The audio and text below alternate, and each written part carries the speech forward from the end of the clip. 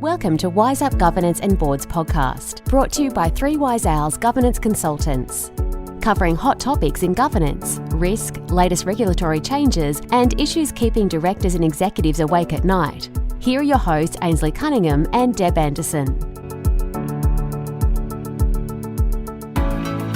Welcome to another episode of Wise Up. Today we are joined by Anne Parkin. Anne is currently a non-executive director of Queensland Treasury Corporation. Anne offers over 25 years of board experience in global banking, securities trading and superannuation, spanning across the Asia-Pacific region.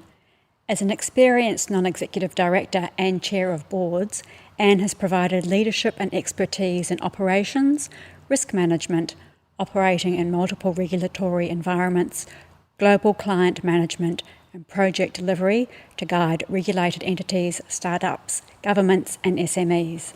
She is recognised as international industry leader with deep expertise in operational management of high-level financial transactions and highly regulated and multi-jurisdictional industry. She is a strong leader in multicultural workplaces whilst bringing a strong tactical overlay and commercial acumen while maintaining a high level of personal integrity. Anne supports business development whilst ensuring compliance. Her key professional achievements are many and include the successful implementation of 3 global systems, each project budget greater than US $50 million, in APAC within budget, on time and with no adverse client impact. Another project led to the reduction of unfunded liability in a state superannuation fund, which was forecast to save $17.3 million in year 1 and up to $500 million by year 10. Reducing the unfunded liability by $1.5 billion. Welcome, Anne. Thank you. Welcome. Very impressive bio, Anne. Been around a long time. So tell us about your journey to this point. I have a very short answer to that, which is that the year I left school was the year they legislated equal pay for equal work for women, which is a sad starting point. At that time, really, you became a teacher, maybe a nurse, a doctor. I became a teacher. But over years, I worked out that wasn't actually my strength. And I moved through a number of industries as I went on my career journey. So briefly, I went from teaching to retail management to research analyst in a stockbroking firm to superannuation, general management, I would put it, and from there into investment banking, where again I was always acting as a general manager, different product, same type of skills. So yes, when I was in superannuation, I was responsible for issuing 42,000 cheques a fortnight. Wow. Never actually did one. Yes, I was responsible for processing several million transactions a year when I was in Asia, in equities. Never actually processed one. But I could bring together what was necessary, direct people, get them to go where they needed to go. So you're part of advisory boards, Anne. Tell us a bit about what skills you bring to the table for an advisory board. I think when you're a small company, an SME, and I've been involved with a number over the years, is people have great ideas. I mean, honestly, some people are truly magnificent with the ideas they come up with. They can't do everything, and they need support. They need someone who they can bounce off, but who can also push back to them, who can say, stop, you can't do that. We need to come up with a different solution for what you're trying to achieve. And I find that whilst I've worked in huge global banks, you can take a lot of those skills and help someone building a business, not so you weigh them down, but so that you can allow them to build their base to keep moving forward. When you started your overseas banking journey, how was the diversity side of things for you? So when I left Australia, I had no female peers, basically. I had a lot of female admin operational staff. The culture was challenging, no doubt about it. And the way I would think of it is, if they took a risk of $1, then they wanted $1 back. So sometimes in compliance and regulatory issues, that's not really taking you in the right direction. When I got to Hong Kong, I actually had female peers. It was a much more diverse management, although still if you were Chinese or a local, your opportunities were less, but net there were more women in positions of leadership in the executive. So it was quite pleasant, and also they had a much more compliant culture, which made my life more simple. So tell us about one of your advisory board roles that you've been a part of, Anne. So probably the last one, where I was chair of a small startup. We had a technology which was going to convert biomass, so paper, timber, even foodstuffs potentially, could be turned into diesel using a process. It was a good process. We had built a pilot plant in China, so we were actually putting through testing. We had a university here. We had funded for some government funding for a PhD student. Sadly, in the end, even though everything looked quite good, we had to put it into liquidation because as directors, you can't trade when you're insolvent. And we'd been an advisory board, then we'd become a full board. And I think one of the lessons I learned out of it is you have to actually decide whether you want an advisory board or you want a full board. And there are reasons for both, but I think if I had my time again, I'd probably say let's run as an advisory board for longer. However, he was out raising money, so people wanted to see who was on the who was on the board, because that gave a certain strength. And it was a good idea. It lasted. The business ran for almost 5 years, which is quite long for a startup. But we just couldn't get enough funding together fast enough to keep going, which is more about our operating model probably than our finances when you actually unwrap the whole thing. And with the benefit of hindsight, is there something you would have done differently in that instance to potentially see the survival of that business? So if I look back over the time, so one question would be, should we have moved from being an advisory board? Because that brought another set of regulatory things we had to deal with.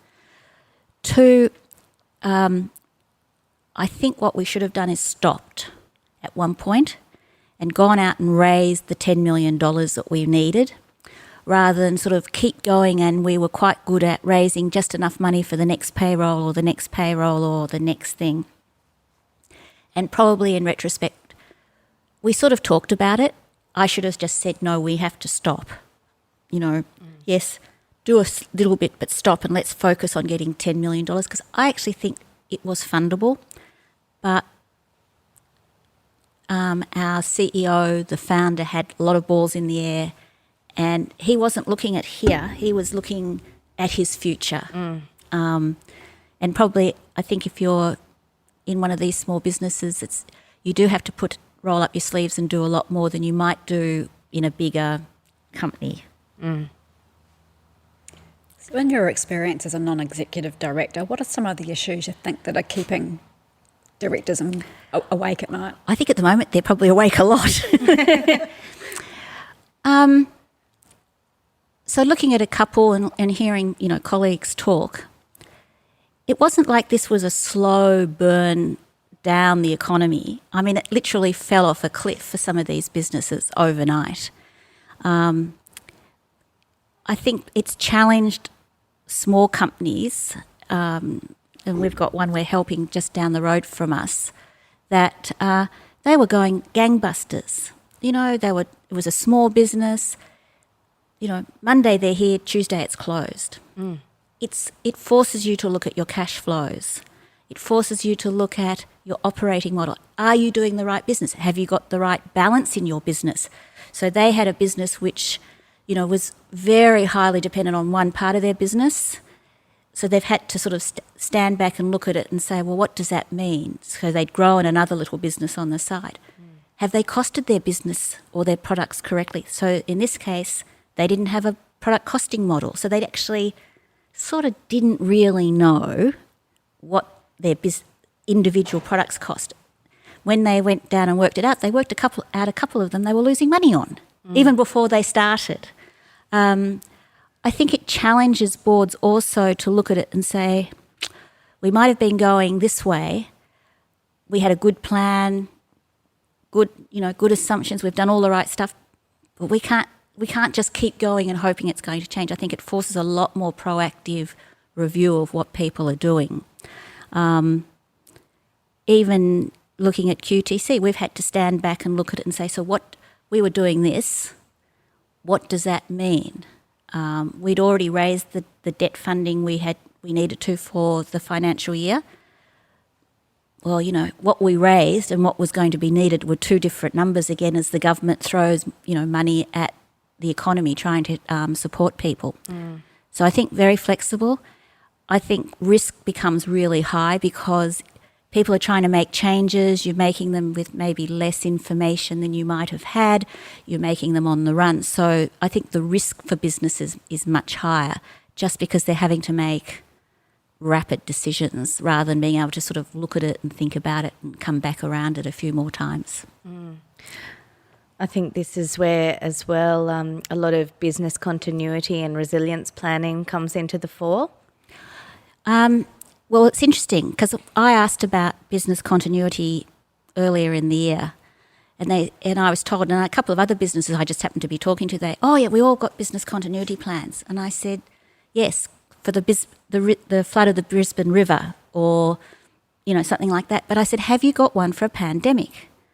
Well, it's the same. I said, well, actually, I'd gone through SARS in Hong Kong and I had a great business continuity plan. But it assumed that you couldn't get into the building. It didn't assume that you could get infected. It didn't assume that actually people couldn't get on a plane and fly to Singapore and set up down there without going into quarantine. So all of our planning, basically, we threw out and had to do a very quick plan to deal with the pandemic. So, I was talking to another person and where she worked and she said, oh, yes, we were all told to work from home. She works for a very big department. And she said, but we can only have 50 people on our remote access at a time, so I can't log in. Like things that people, because they haven't thought about everybody being away. What they've thought about is some people being away. Yeah, and some people logging in remotely. Yes. So it's been a lot of those sort of issues have really caused people to question things. So I think going forward, our business continuity plans will have a pandemic chapter. Yes, absolutely. And I think too, a lot more alignment back to strategic priorities and being able to put some of those things on hold and being able to have a little bit more agility and flexibility on that side of things as well. Which comes back to the earlier point. So, the business falls off a cliff. You can't work in the office. So there's all these things going on. You've got to be able to sort of work your way around some of your options, and you can't hug your idea any longer. No. You've got to be prepared to throw the baby and the bathwater out in order to redo what needs to be done, if possible. Yeah, absolutely. And I think a lot of the larger accounting firms over the last few years have sort of realised that 5-year strategic plans are no longer the go-to model. It's more the 2 to 3 year strategic planning, bigger stress testing on your budget, your cash flow, your operational plan, and really strengthening the governance and risk management around those things. Yes, I agree. And I think for small businesses that makes it hard because they're trying to grow and they don't have a lot of, they don't have a very experienced management quite often. They don't have a big balance sheet. They often are pushing an idea that they've come up with. So it's not like they're a nice big business with big balance sheets and ASX listed and all those things that help them survive. They're trying to pay for their house mortgage and feed the family and grow their idea, and it's tough. Yeah, absolutely. Tough at the best of times without a pandemic. Yeah. And how are your virtual board meetings going? We just had one. I've had one board meeting virtually because we always have April's not a board meeting month, right? So I've had a couple of committee meetings and the board meeting. It's gone fine. But you see, I was the only person in Hong Kong on a global course, so I was always doing these things. It went efficiently. We had a few minor technical glitches. I think people probably need to look at themselves, see how they project, because I'm not sure that some people had actually looked at where their camera was relative to their face, etc.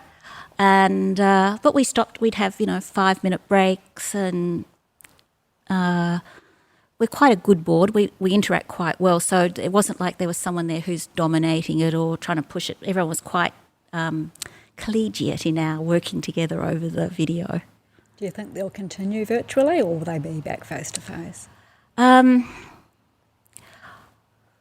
think what it'll do, it will open up for people to attend, right, which maybe hasn't been done before because QTC, everyone's in Queensland, it's small.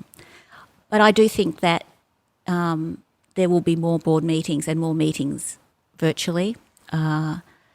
And you don't need to meet every time physically at a cost, a huge cost. I do think it can be. I just think you have to develop some behaviours and, train people how to do it. Configure the rooms correctly, all those sort of things to make it easier. It doesn't work very well when I was sitting in Hong Kong and there was a desk in New York with 10 men and me, because they'd start talking to each other until I'd go, "Hey boys, I'm still here." And then they'd realise, because I wasn't there and the room was not really well configured for a video call. Yeah, I think too you lose sometimes the body language or the context of the conversation. Yes. Sort of when we have company secretary appointments and the board are all in person and you're taking minutes over the phone, you lose that context in the room. And I think you have to get together a number of times. You can't do it all remotely all the time, but I think you can do it some of the time without, because you're using up that credit you've built up in your relationships already. But yes, I think our next board meeting will definitely be remotely, because the boardroom is not big enough for everyone to have 2 square metres, plus the executives, plus the company secretary, plus. Just we're not going to fit. yeah, absolutely. From an economic perspective, it's better too, isn't it? Because you're saving on flights and accommodation. Most people are in, for us, there are, but I think you're right, absolutely. Economically, it would work. So with some of these successful achievements of your professional career, Anne, tell us about some of the highlights of those and what you've seen work really, really well. I guess I need to sort of talk about myself a little bit. One of the things I took out of teaching is I actually like coaching people and talking to them. So that was a positive I brought out of my initial career. I am very delivery oriented.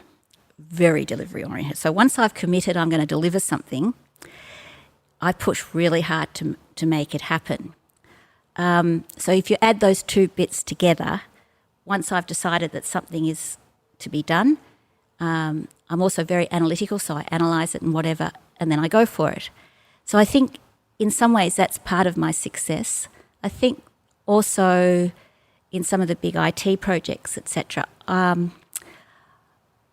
I would talk to everyone. I wasn't really worried if someone made a mistake. It was really about getting to the end point. So I used to do a lot of management by walking about and talking to people, and even over the phone. I used to have staff in all sorts of different offices. I think I had 9 different offices. And I would speak to them every fortnight. We'd have a 20-minute call. But to make sure that they heard my voice, I heard their voice, we talked about it. Because sometimes people don't want to pick up a phone to tell you there's a problem. But if you're there physically or you contact them, it's much easier just to sort of, "Oh, look, I'm having this problem." And so over the course of doing my projects, it really is those things together, going through the issues. So, for example, when I moved to Hong Kong, they were trying to put in a project and they'd got themselves down to 157 items that hadn't been resolved. I mean, why they still had 157, I have no idea. And, of course, everyone had got in their corners. So you had IT in one corner and you had the operations people in a corner.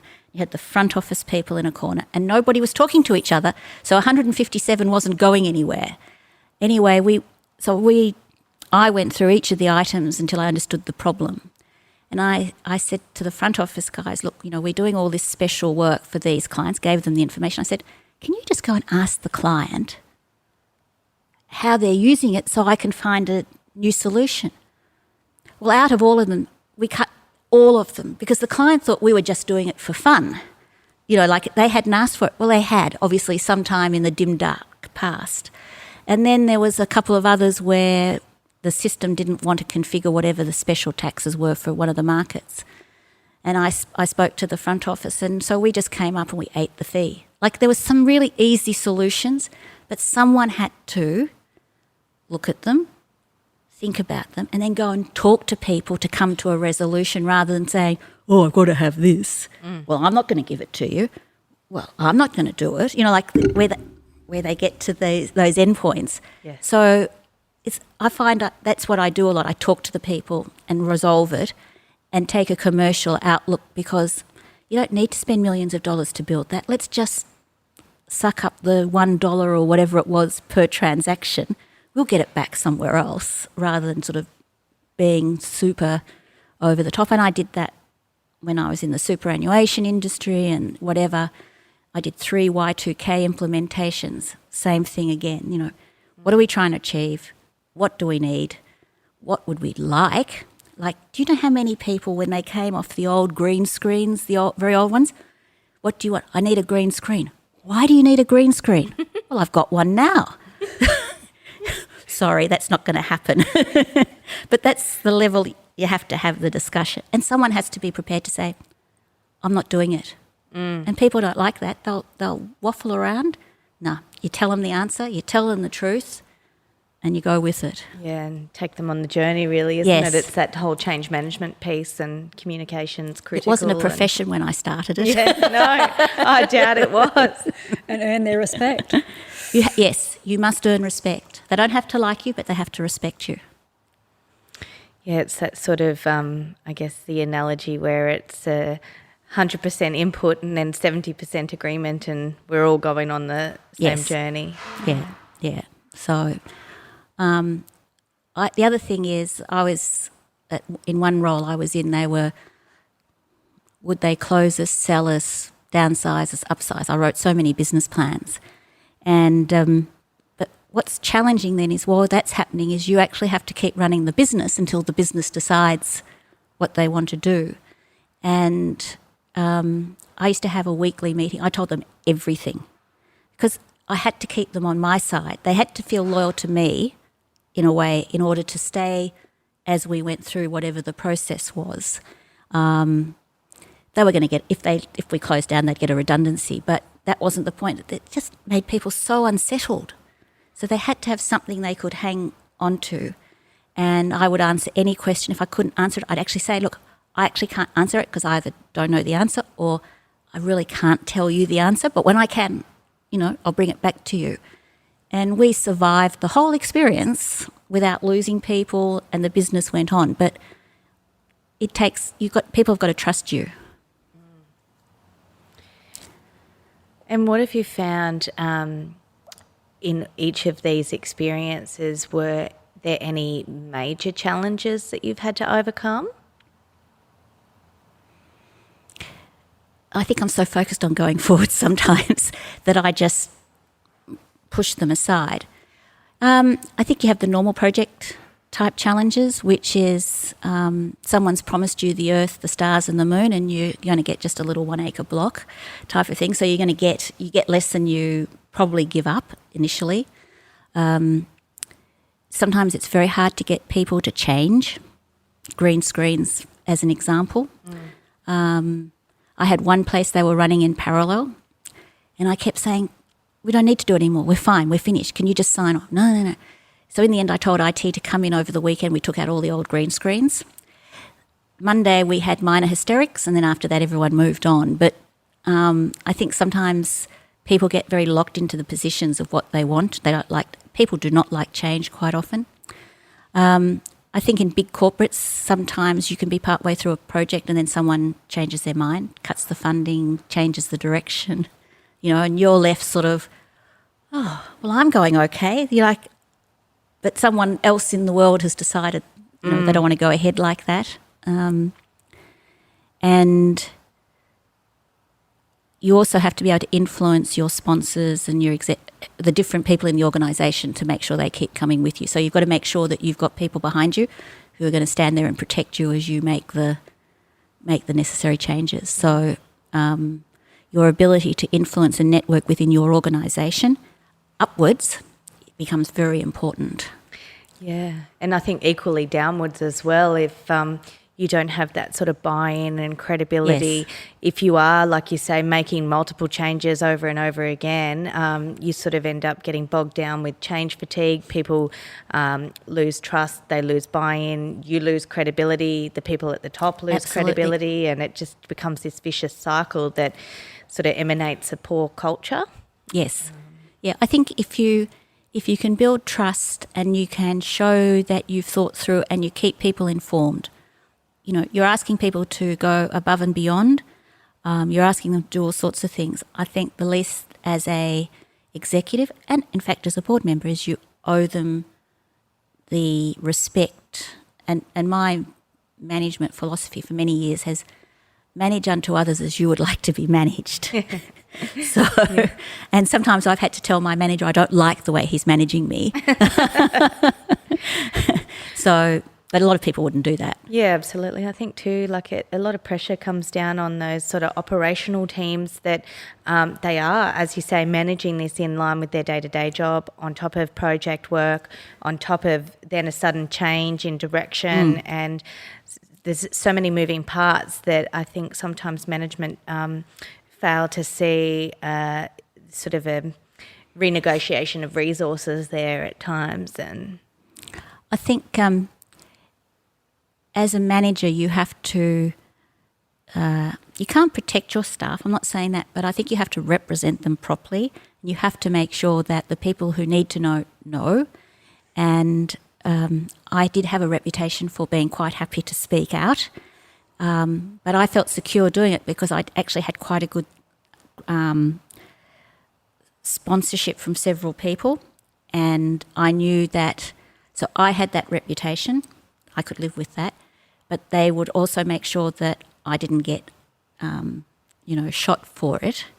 And at one stage I went to some meetings in the US, I remember, and they said as we went in, because I had come over to do a presentation, they said, now Anne, stick to your presentation, do not give your opinion because she will just shoot you. And no one else there is going to stand up for you. I mean, the woman was dreadful, right? This was a woman. But, the fact that they even told me that, they made sure I knew what I had to do, and as far as they could, they protected me. But the reality was, if she didn't like you, she just sacked you. It's a fine culture to be It's working in, isn't it? Investment banking. yeah. And obviously without naming any names, have you seen any examples of poor leadership or that sort of toxic culture? Can I answer it in the other way? Yes, absolutely. I joined QTC about 4 years ago, and they were just starting down a major project. They basically changed all their systems, their processes, their operating structure, their change management, their people management. They've won awards in HR magazines. They get their surveys of staff and feedback are phenomenal. I've never seen the like. And it's really the counter, which is they took people on the journey. They kept them very well informed. They gave a lot of training and talked about what needed to be done.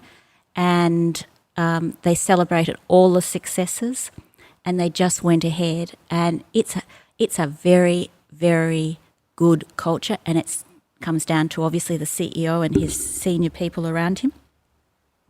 There's been huge, if you actually looked at the org chart, say 4 or 5 years ago versus now, has very little resemblance, but they've done it. And I think it's a great boom, and they're still doing it. I mean, there's still, even through all of this COVID and whatever, one of our challenges is that our staff have had so much communication and so much care shown for them. It's going to be a bit challenging when they come back into the office to keep up that same level of care, whereas I talk to some other people, and they've had no course from their managers or anyone to make sure they're all right. It's just do more work, Don't let the fact you're working at home in isolation impact on what you're doing. And that can be challenging as well, especially if, some of these staff members might be parents, might have had to manage homeschooling, might have had other financial impacts to their household through absolutely partners not working or anything like that. It's sort of, I guess, managing that individual's mental well-being and mental health as well. Yes, my son and his partner have just moved overseas, and they're in a tiny little one-bedroom apartment. And just because you've agreed to live together doesn't mean you want to live together 24/7. And I think it's all those challenges exactly as you're describing. But a lot of people don't. It's all right for them, but they don't think about anyone else. They don't walk in the shoes of their staff or anything like that. Whereas certainly at QTC there's been a lot of effort making sure everything's working. If they need anything, very, very caring, but very empowering, I think, for the staff. So as a director, there's a fine balance in terms of reporting as to whether you get too much information, not enough information. Yes. What do you think's the ideal balance there? Oh, I don't know the answer. I think one of the issues as you move from executive to board director is you have to stop being the doer and become the questioner and whatever. That is a challenge, right? For someone like me, where I was the doer and quite actively doing. So that's one challenge. I think the second thing I've noticed is the executives like to display what they're doing. And we encourage them by asking the executive or the next level down to come to a board meeting and present on whatever we ask them to present on. So by definition, you're getting a lot of detail quite often there. Thirdly, the managers like telling us, the executive, they like to tell us so we know what they're doing. And I notice that we all have a propensity, if given too much encouragement, we'll all get into the detail. So, you have to keep pulling yourself back. One of the things I've noticed is our board meeting lasts for 3.5 hours, and that is a very good control on how much information we can go through. I did hear a director for one of the big banks in Hong Kong was reading 600 pages of risk items. And I just said, well, how can you possibly do that? Oh, he read it on the plane coming up. I'm sorry, I couldn't do that. So to me, I always think of that one and go, somewhere someone has to make a judgment of those 600 pages and sort of sort and sift them in some ways.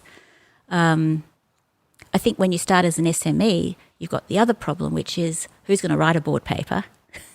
So how do you get enough information to actually have a record of your board meeting that you've considered at least some fundamental issues without making it causing the CEO or someone to have to write these mammoth papers, because they are a big overhead for the executives. So I can't tell you a straight answer. All I can look is in my experience, have we got the level right? When we do our board review at QCC, that's a question we always are asked, and I know people put in all sorts of different suggestions, but I would say we can do it in 3.5 hours. Most board, we're talking a couple of 100 pages, 250. If you took out the finance, which is there anyway, it seems to be enough, not too much. And if we ask a question, we always get the answer. So, yeah.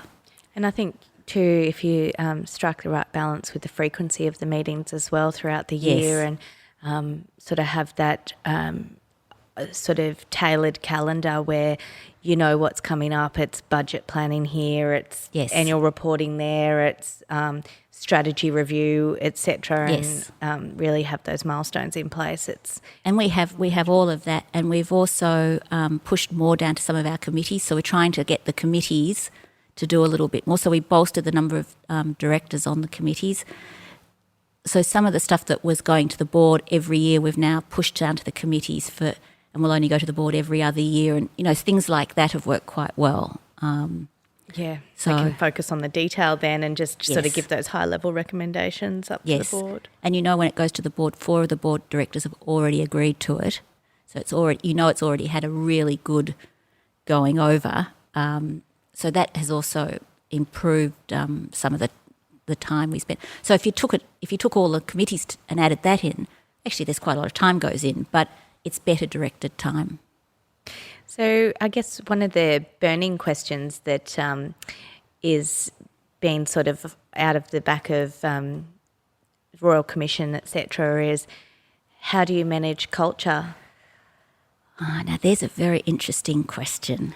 I found watching the Royal Commission very interesting.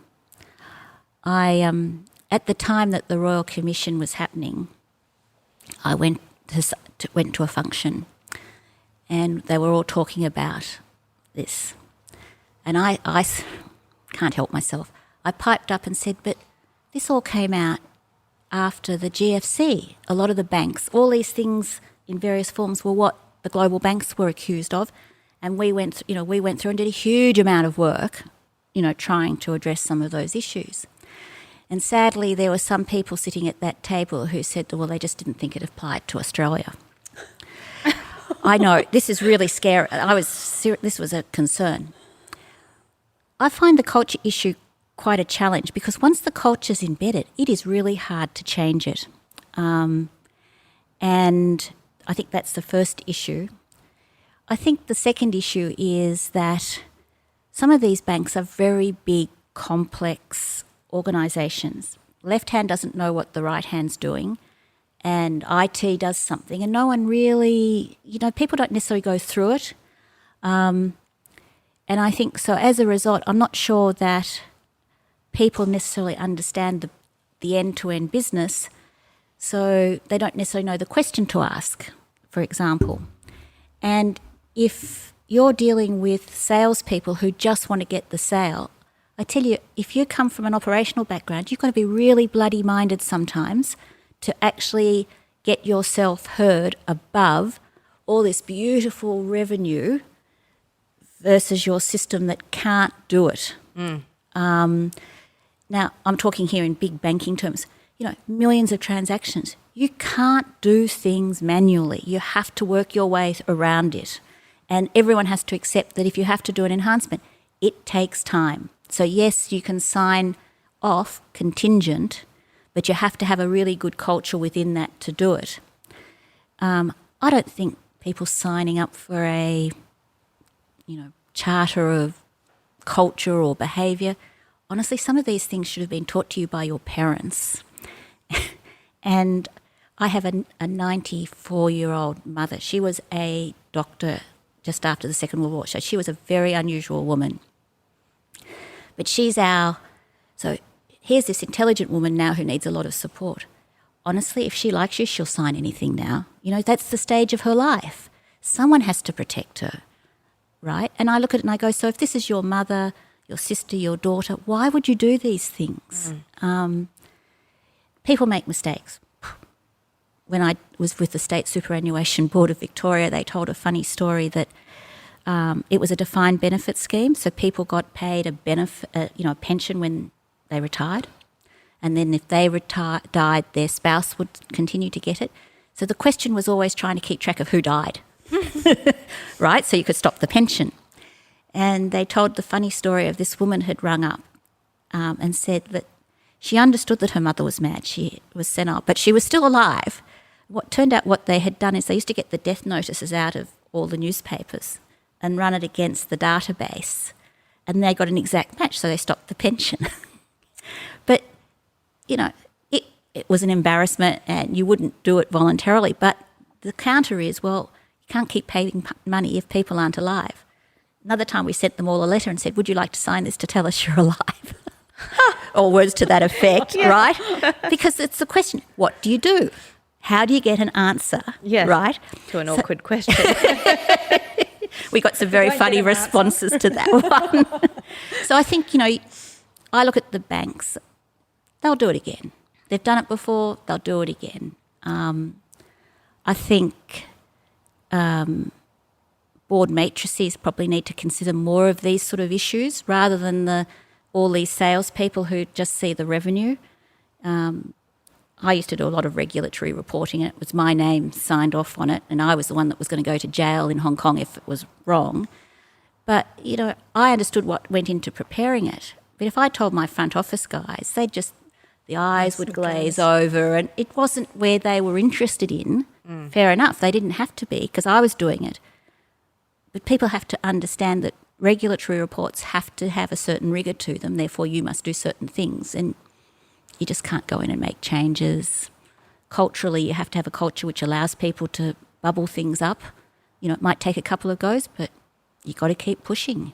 But also, I guess it's really around ensuring there's no complacency. I think what you find over time is poor culture is really driven from poor governance, and the people these aren't necessarily wrong people doing wrong things. They're good people who just find they don't get a voice or they're not heard or... They're too junior. How can you expect a young person who's got 2 or 3 years experience to turn around to an executive director and say, we shouldn't do that? I mean, be real, right? That's not going to happen. But if they tell their line manager who tells their line manager, it has to come through the process and be dealt with and captured. Yeah, or where they have spoken up in the past and it's not taken seriously and just get brushed off, and then it lacks luster, it lacks credibility. It's not that enforcement line, the no consequence management, no accountability. Yeah. And I still think that in the big banks I still think there are issues there that have to be dealt with. They'll clean off everything that was on the Royal Commission. That'll be done at whatever cost. Have they really changed anything fundamentally? I'm not sure that they really have, which is why I say something else will happen again, inevitably.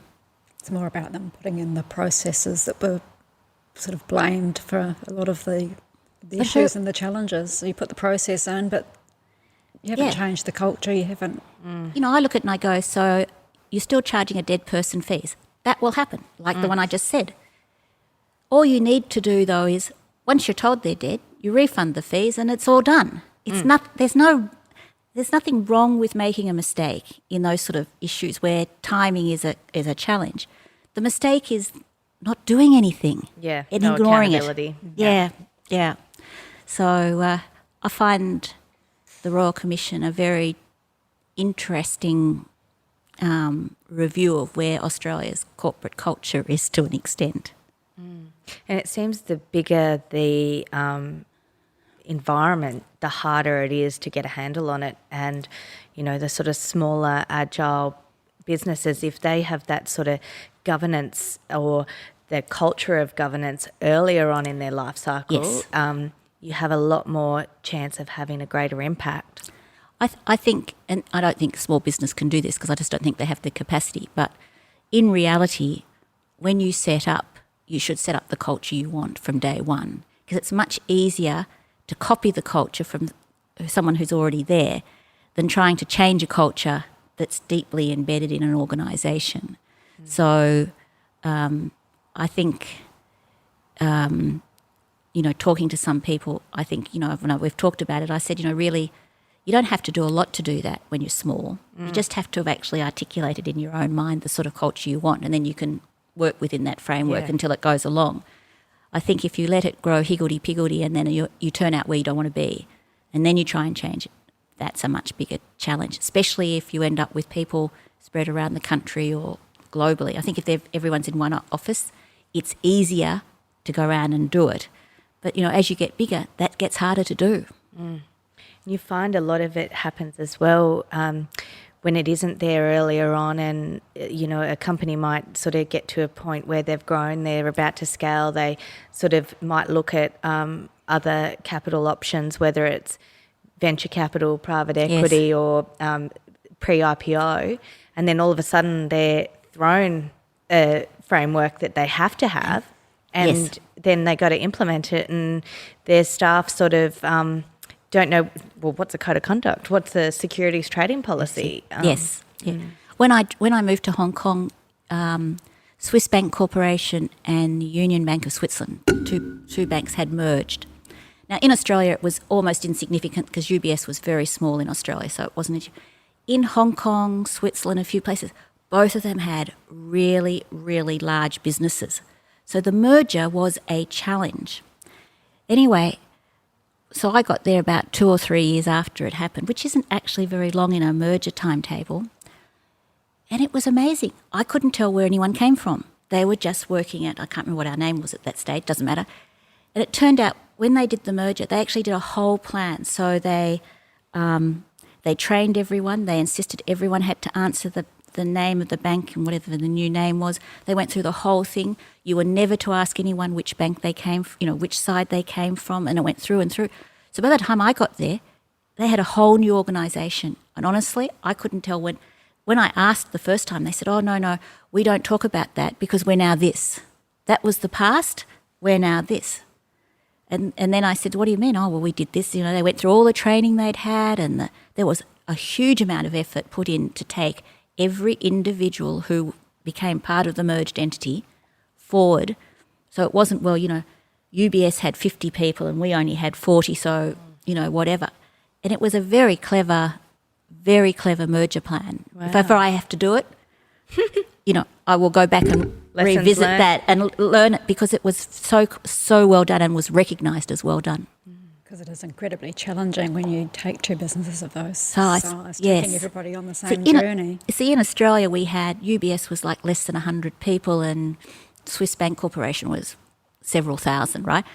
And they didn't really have much overlap. So, in fact, it just slotted together really quite easily. Everywhere else, though, they had a very large overlap. And it was a much more complex business. Therefore, to bring the merge, just bringing IT systems together is enough of a challenge.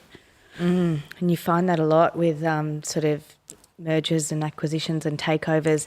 The synergies that sort of are anticipated initially are never really truly realised. Usually the acquiring company does not do as well as they expect to out of the whole thing. Yeah, absolutely. So I think it looks easy on paper, but like a lot of these things, it's all that perspiration that goes in afterwards to try and make it work that actually is the key part of it.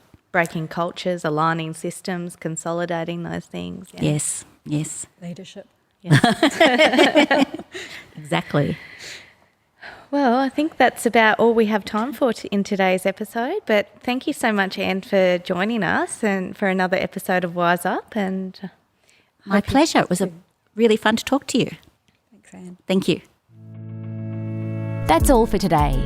Until next time, happy podcasting. And remember, if you're enjoying the show, check out our other episodes and all things governance at www.3wiseowls.com.au.